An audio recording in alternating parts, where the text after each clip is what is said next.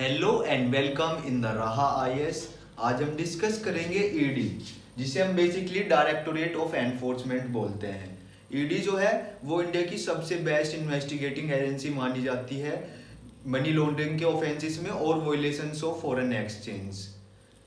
जो ईडी है उससे इंडिया की पूरी अपोजिशन पार्टीज डरती हैं। इंडिया में जितनी अपोजिशन पार्टी हैं, आईएनसी, आम आदमी पार्टी और बहुत सारी पॉलिटिकल पार्टी हैं, समाजवादी पार्टी, सभी ईडी से डरती हैं क्योंकि ईडी की रेड हो जाती है कभी भी पॉलिटिकल पार्टीज पे जो अपोजिशन पार्टी हैं। और ईडी जो है, ईडी का फॉर्मेशन जो हुआ था 1 मई 1956 में हुआ था ईडी का फॉर्मेशन। और जो ईडी का हेडक्वार्टर है वो है न्यू दिल्ली में। और जो इसके फंक्शंस हैं ईडी के, ईडी का जो सबसे पहले फंक्शंस आता है वो आता है COFEPOSA 1974। ये जो एक्ट आया था, conservation of foreign exchange and function and prevention of smuggling activities act 1974, जिसे हम COFEPOSA के नाम से जानते हैं। जिस एक्ट की वजह से जितने भी फॉरेन एक्सचेंज होते हैं उनमें उनको बचाया जा सके। जो फॉरेन एक्सचेंज होते हैं जिसमें स्मगलिंग होती है, उस चीज को रोका जा सके।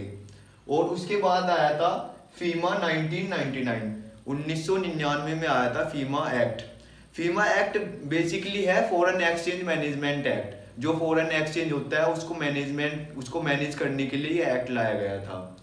और इसके बाद आया था PMLA. PMLA means prevention of money laundering act.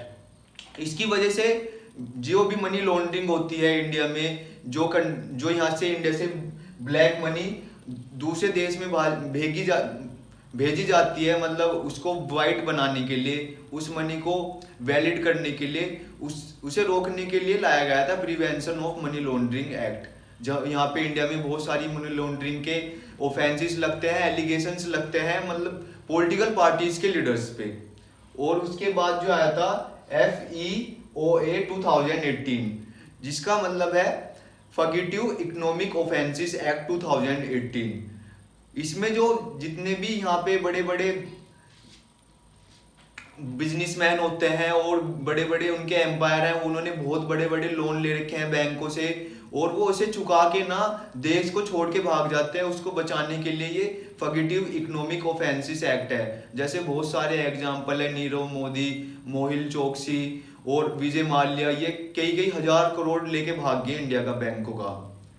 इन सबको बचाने के लिए और जितने भी यहाँ पे मनी लॉन्ड्रिंग के केस होते हैं और फॉरेन एक्सचेंज होते हैं, उन सब को प्रिवेंट करने के लिए डायरेक्टोरेट ऑफ एनफोर्समेंट बनाया गया था इंडिया में 1 मई 1956 में, जिसे हम ईडी भी कहते हैं। That much only for today. Thank you.